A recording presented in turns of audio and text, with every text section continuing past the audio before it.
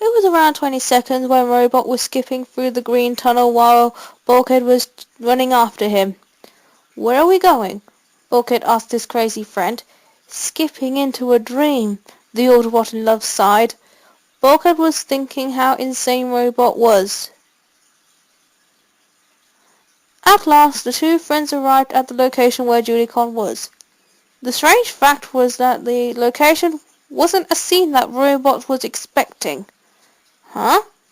Robot murmured. "Is the ground bridge broken or something?" Bulkhead noticed a figure in the distance, which he thought it was a good idea to tell his friend. "Robot, is that your girlfriend over there?" Bulkhead pointed out.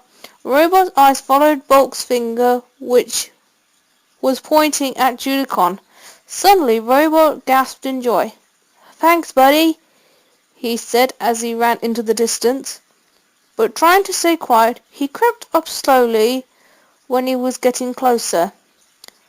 Less than a second later, Robot stopped when Julicon spoke. He hid behind a giant rock to make sure that he wasn't seen. "Oh, Romibot, where are you, Romibot? Is it the fact that we're both different? You an Autobot, I a Decepticon? We are both Transformers. We are from the planet Cybertron. What is the difference? What is in an Autobot? A bot by any other name would be as sweet as you are. Even if it was possible, I wouldn't want you to change into a Decepticon. Should it be the reason why we can't be together?" At that point, Robot would appear in front of Julicon by saying, "No, of course not," which made the female con shocked. Who, who's there?" she shivered. Robot came out of his hiding place saying, "It is me, your love, Romibot." Julicon was glad to see the Autobot that she fell in love with had arrived just in time. "It is you, the Autobot I met at that Energon location." "That is true." "Wow, I can't believe this is happening," Julicon sighed. In her mind, she was happy to see Romibot again. A moment later, it was revealed. The matching pair revealed their first kiss.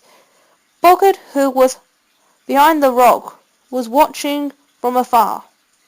"Ew," he squeaked.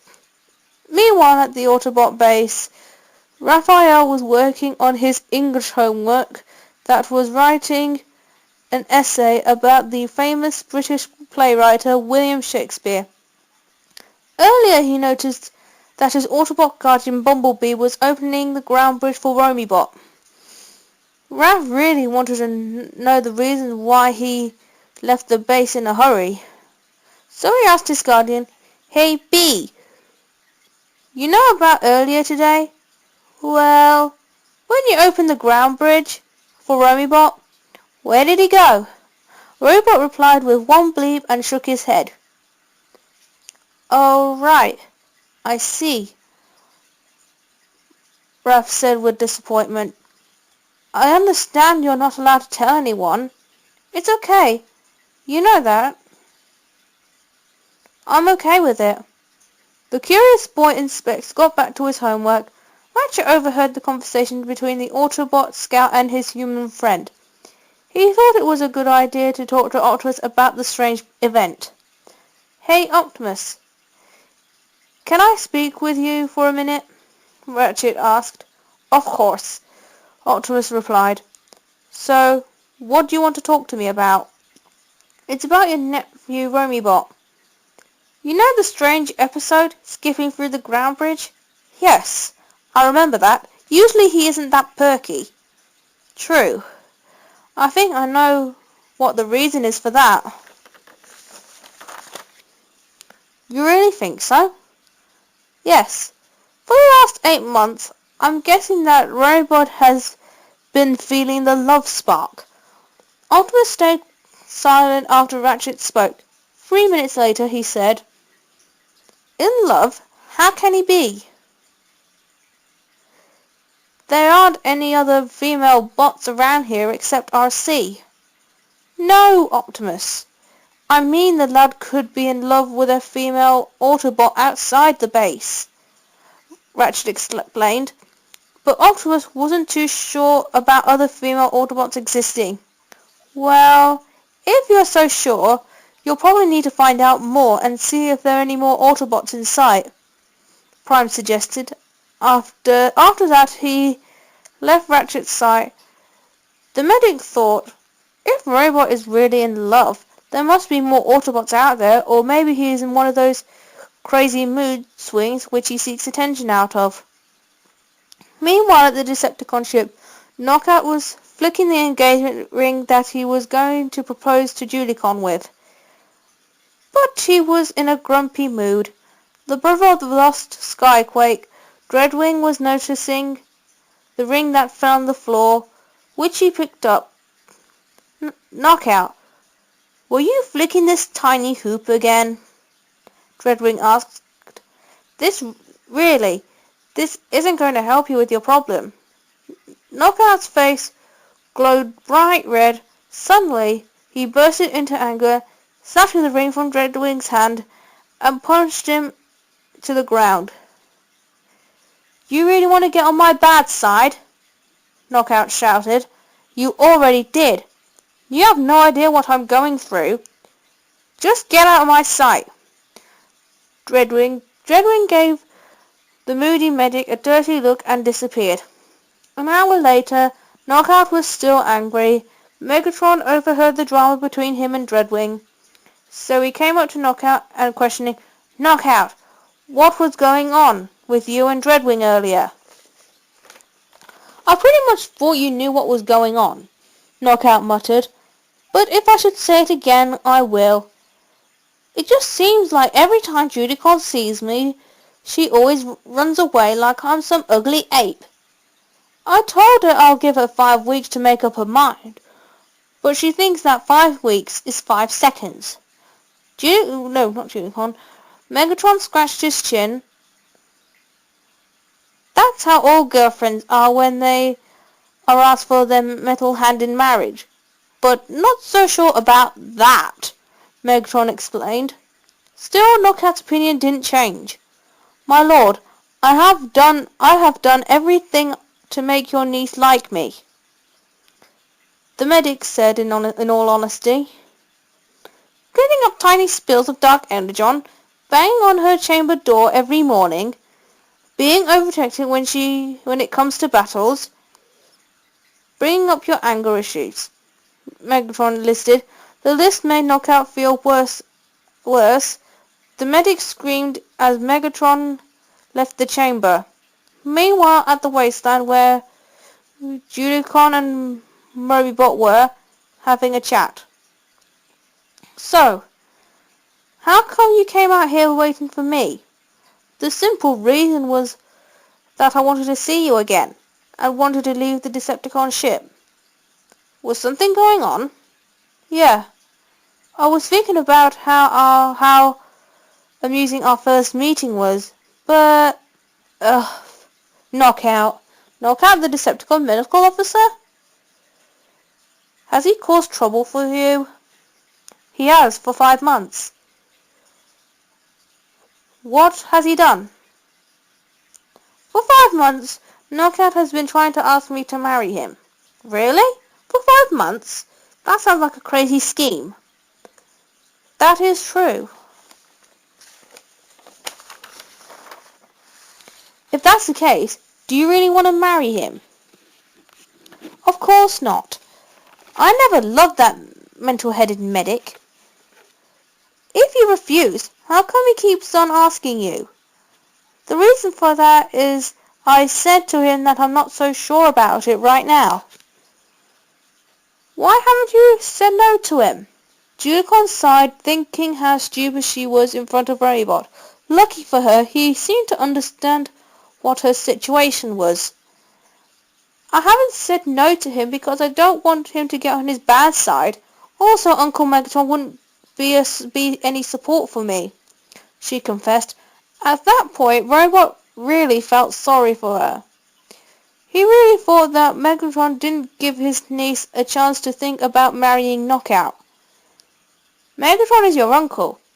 He should be supporting you, Robot pointed out. Did he even talk to you about it? About it?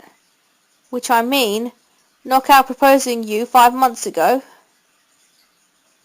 Julicon replied, No, he didn't. I asked him why, but he said that I didn't have the right to know. Robot was so livid about how Julicon was treated by Megatron. He asked her, Would you imagine yourself being married to Knockout? Julicon was surprised at the question that Robot asked. Oh, big N-O. I couldn't imagine myself being married to that weirdo of a Condoc, she shouted. He always complains about his paint job. He is always overprotective whenever I'm around. And there is a bot out there that I already love, which is you. Robot smiled after he heard those words. You really love me? Are you serious? Of course I do. I love you, Julicon. I love you too, Romibot. Love in the air was passing through once again. This time, the Lovebots were unlocking the second kiss of the evening, but not realizing that the dark skies were broken by the rising sun. Julicon gasped when she saw the golden rays. What's wrong? Robot asked, noticing Julicon had stopped for a second. I just can't believe that we've been out here all night, and the sun is rising, she answered.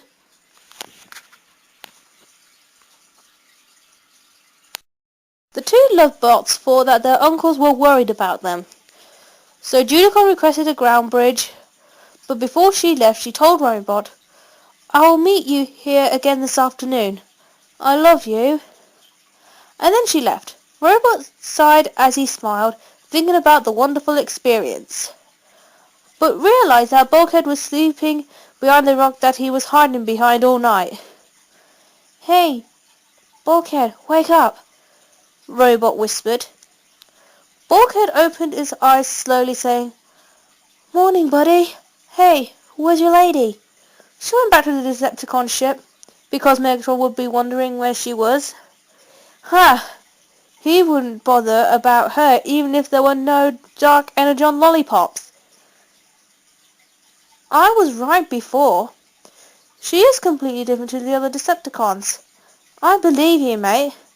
I'm just concerned if she ever leaves you. I bet Jack's pair of shoes that she won't leave me with a broken spark. Fair enough. Bulkhead yawned deeply, feeling really tired. You seeing her this afternoon? Yes, I am. I can't come with you. Why not? I promised my wrecking buddy Wheeljack that we'll be tossing boulders. Wheeljack? My favourite Autobot. With me, he's a two-faced Autobot. I don't think so. Robot and his friend didn't start an argument, but requested a ground bridge back to the Autobot base. Julicon was back at the Decepticon ship. She walked towards her chamber and dropped off to sleep for 3.5 hours, because Megatron was banging on the door shouting, Julicon! Open the door! But she kept on sleeping. Go away. I'm too tired to move, she muttered. Megatron wasn't going to put up with Julicon's behaviour. He kept on banging the door, but Julicon was still fast asleep. While she was asleep, the female con was dreaming about how different life would be if she was married to Knockout. But marriage wouldn't really work out too well, such as Knockout complaining about his paint job. Julicon wanted to explore undiscovered location, but her dreaming husband pulling her back from doing that. Being overprotective around tiny accidents, having arguments 24/7 about going into battle with the Autobot warriors. Also the couple getting a divorce in 10 seconds. So unbelievable, really. A very funny dream. Julicon was imagining herself using a crowbar for killing blue bottles, which are a type of fly, in the dream. But in reality, she was sleepwalking, opening the door, and by mistake she punched Knockout in the face and he fell on the floor. How funny is that? Julicon opened her eyes, realizing that her not-so-boyfriend was on the floor in pain. How funny is that, isn't it? But instead of helping him up, she ran into her chamber and locked the door, and she hid in the cupboard. And hid in the closet. What is wrong with you? Have you lost your spark? You punched your maybe husband-to-be! Knockout yelled, but Julicon wasn't paying any attention on what he was shouting about. How strange, she thought. Knockout's true colours have finally left his metal brain. Julicon giggled, thinking how funny the moment was. Oh really, Setch finds it funny. At the Autobot base, Bulkhead was feeling really exhausted from last night.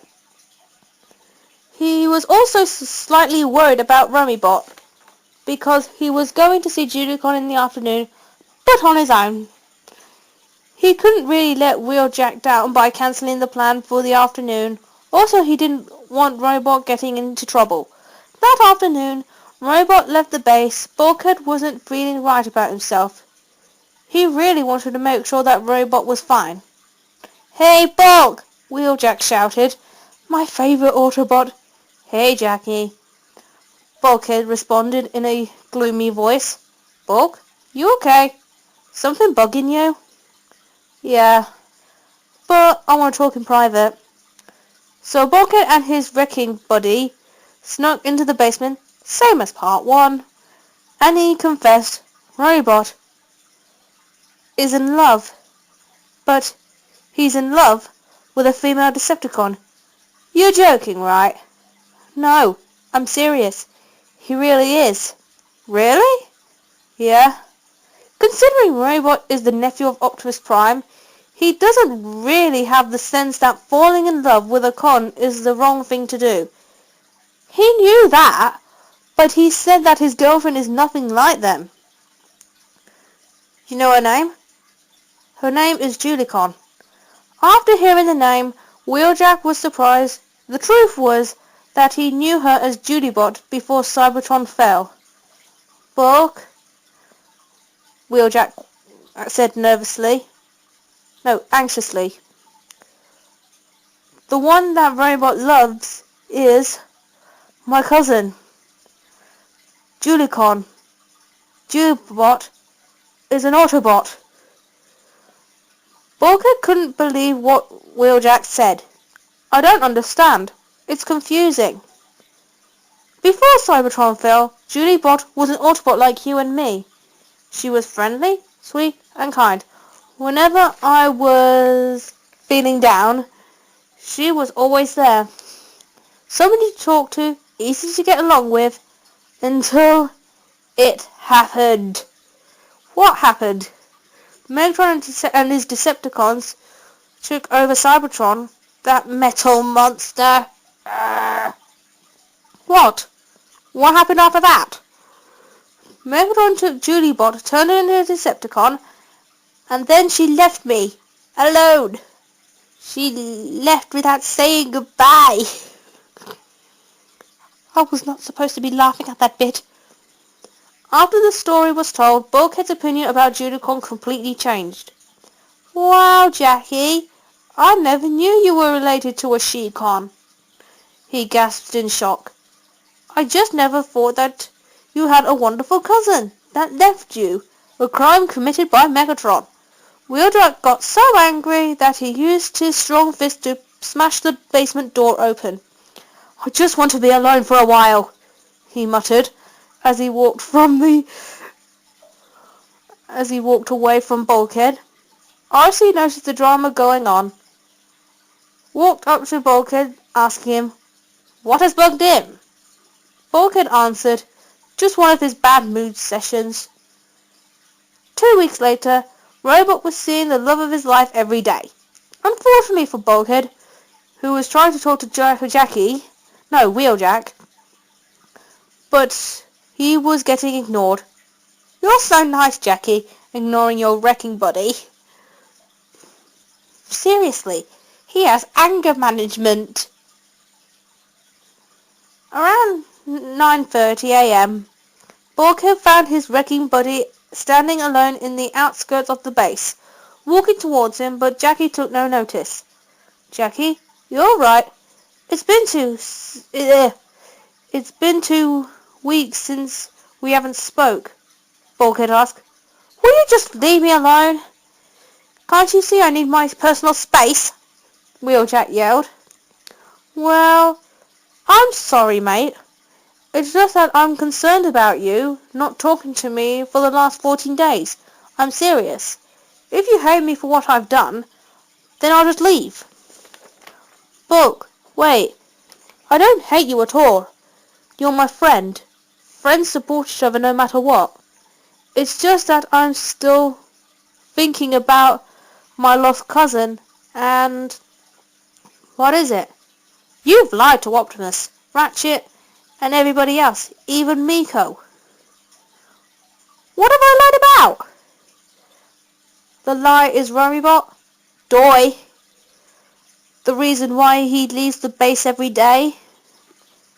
He told me to keep it a secret for him and not tell anyone." "Oops, I did tell someone. It was you."